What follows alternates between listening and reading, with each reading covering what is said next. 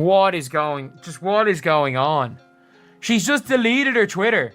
She's getting called out because it was exposed, because an interview got brought up. The Indiana Fever president is terrified after Caitlin Clark exposed him in front of the entire league. Fans are shocked by the criticism, which is getting worse every hour.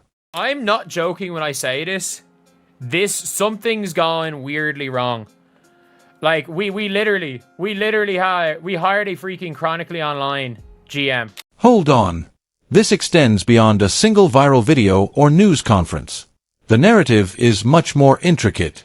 I have all the details as well. I have said before, and I will say it again, Stephanie White, Amber Cox, Kelly Kroskoff, the Indiana Fever president, they were not ready. Now, Christine Brennan in her book confirmed.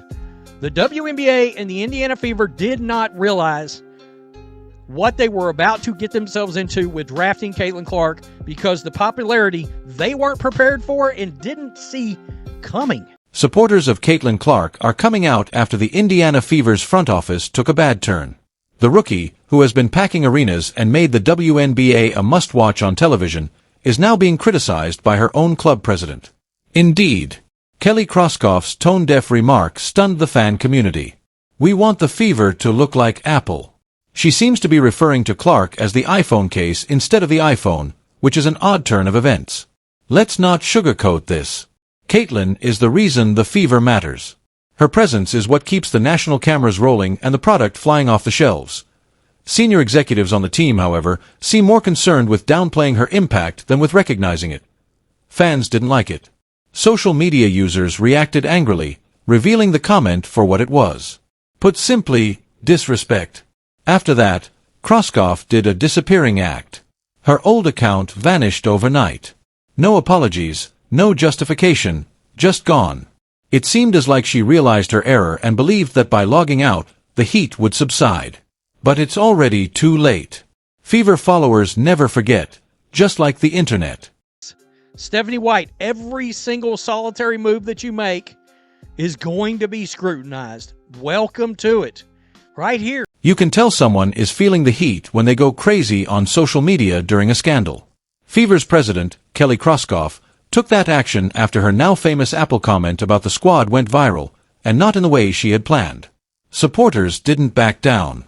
As soon as the video went viral, fans of Caitlin Clark, the physical engine of the WNBA's current prominence, gathered to X like bees on a dropped Coke, berating Kroskoff for trying to reduce her to a generic commodity in a commercial metaphor. By Friday evening, Kroskoff's previous account had been removed. No explanation, no proclamation, no cleanup effort, just poof.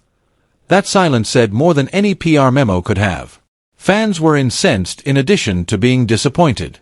We are referring to season ticket holders, devoted supporters who have been enjoying Fever gear in spite of losing seasons and who now feel duped.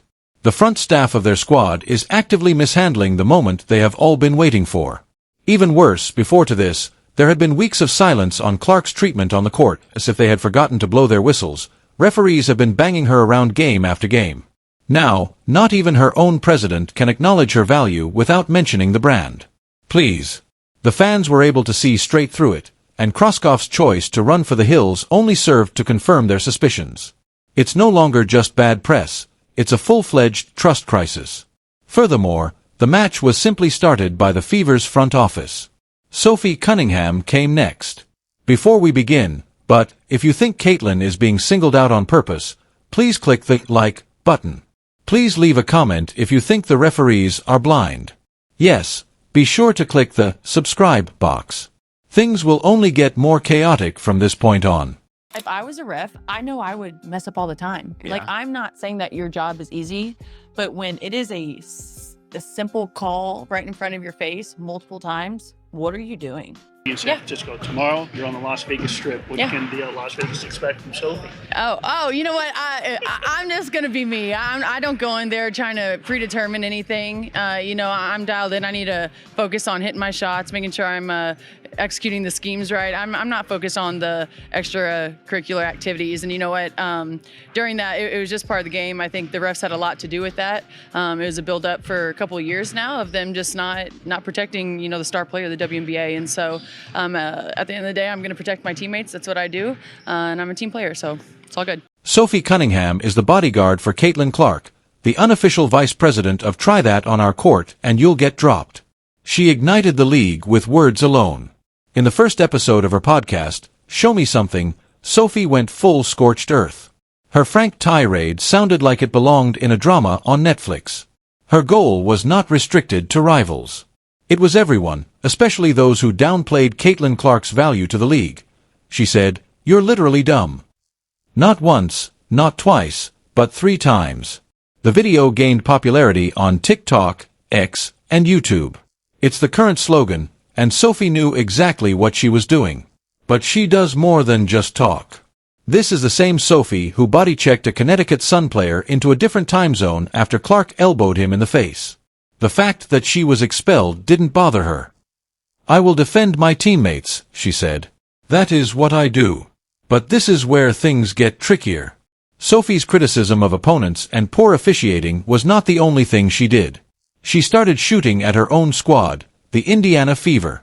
She claims that some of the real hostility directed at Caitlin comes from the locker room. Team insiders are calling her podcast a declaration of war. Fans have been experiencing anxiousness. The culture war in the WNBA, which pits conventional stalwarts against viral sensations, is not unique to the league. Even in Indiana, it's brewing. Sophie is also not here to be courteous. She's here to blow everything up. It wasn't a dirty play. It was an intentional foul, and it was meant to send a message. It turned into a scuffle, and I don't think anybody wanted that. But the way that the game went and how egregious the referees were and how they were not protecting players, and they especially weren't protecting the number 1 player in this league, the biggest draw in this league, which is Caitlin Clark, and they continue to not do that. To me, this was not a dirty play. This was making a statement because the referees didn't do their damn job. This would not have happened at the end of the game if the referees did their job during the first play. If the referees did their job, not just the first play, every single play leading up to that. If the referees had control of the game, that is their only job. The referees' first job, their number 1 job, is to protect their players. Like, I get it to a certain extent, and like every rookie coming into the league, that's how you're going to treat them. But there's just more for her. Let's just say it. Caitlin Clark is being hounded on the court. Gouged eyes, elbows, body checks, and complete quiet from the refs. If someone in the NBA touched Steph or LeBron in that way, there would be messages, penalties, and breaking news alerts. But the action goes on after Clark is mugged in the W. Think about Liberty versus Fever on May 6th. In the middle of a play, Natasha Cloud rams Clark. Clear contact, shoulder down, in a 2-point game. Like statues, the referees stared. "Are y'all serious right now?" asked Clark, frozen, palms up, without reacting or saying anything hurtful. Meanwhile, when the buzzer sounds, the Liberty celebrate. Sophie Cunningham didn't hold back. "There's just more for her," she remarked before heading back to the scorched ground. She is also right. The sharp, loud double standard is now difficult to ignore. This is not a strong defense, but targeted chaos. A number of rivals have discreetly admitted that there is an implied agenda. Make her put in the effort. But that's code for destroying her before she becomes very intelligent. And that's exactly what's happening. But Clark won't give up.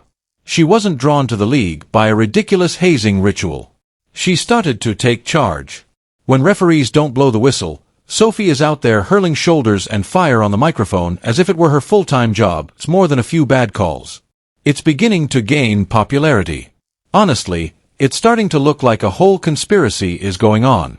If you are still here, you know that this is not just a basketball narrative. So don't just watch, get in the mix.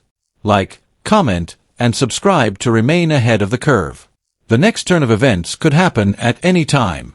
That we want to sustain the growth and the interest level in the franchise. I mean, this is about the Indiana Fever.